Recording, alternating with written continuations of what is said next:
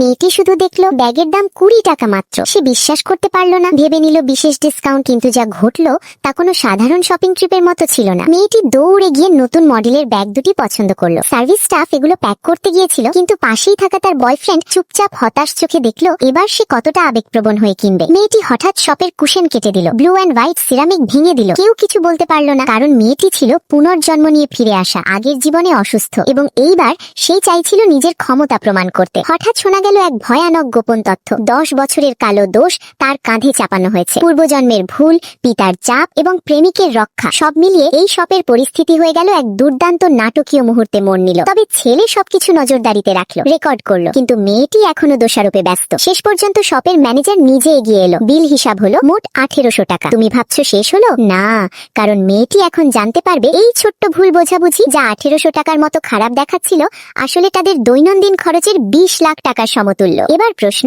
মেয়েটি কি নিজের বুদ্ধিমত্তা দিয়ে এই পরিস্থিতি থেকে বের হতে পারবে, নাকি শপের নাটকীয় ঘটনার মোড় আরো বড় বিপদ ডেকে আনবে?